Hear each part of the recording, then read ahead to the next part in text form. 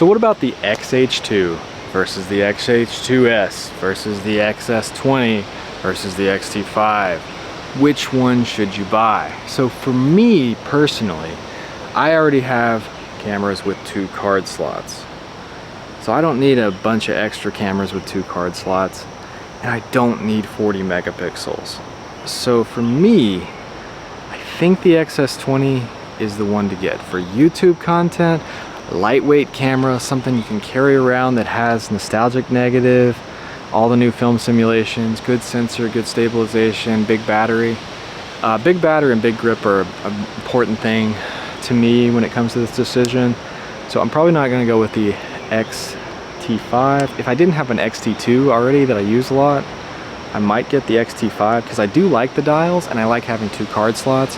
But since I already have a camera that's very similar to that, I don't see why I would need that camera. Also, I like having a cheaper camera that if somebody steals it or like I get robbed or something, it's not gonna matter that much. So I kind of like having a cheaper camera, and everything on the XT2 works fine for me. I haven't needed to upgrade it to anything else, even to the XT3.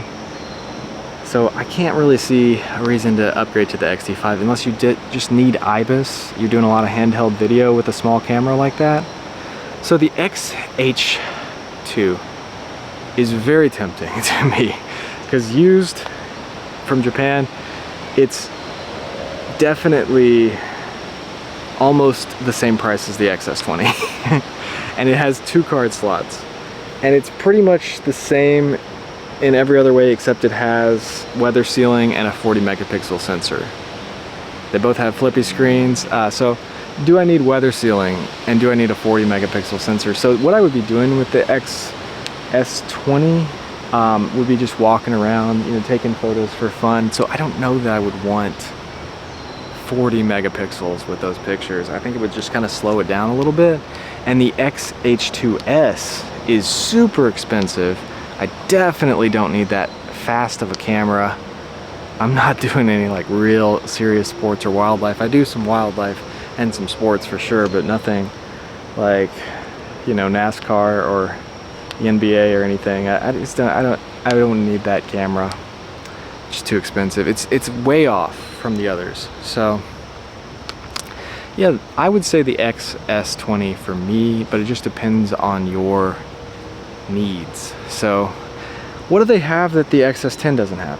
The bigger battery is probably the biggest thing for me, and a bigger grip.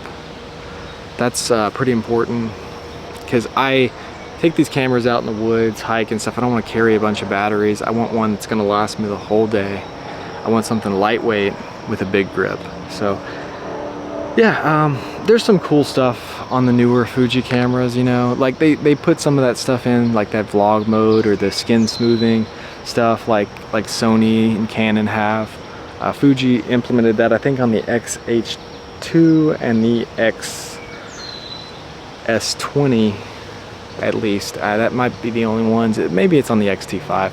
It's like right under the dynamic range and the grain settings. It's like skin smoothing. Yeah, so yeah, that's all I really have. We'll make some videos on this channel with the XS20 and hopefully you guys will enjoy them. Maybe some videos with the XH2, so stay tuned for that. Hope you guys enjoyed this. Scroll through my channel, check out my other videos, and hit that subscribe button because I got a lot more videos to come. Thanks for watching.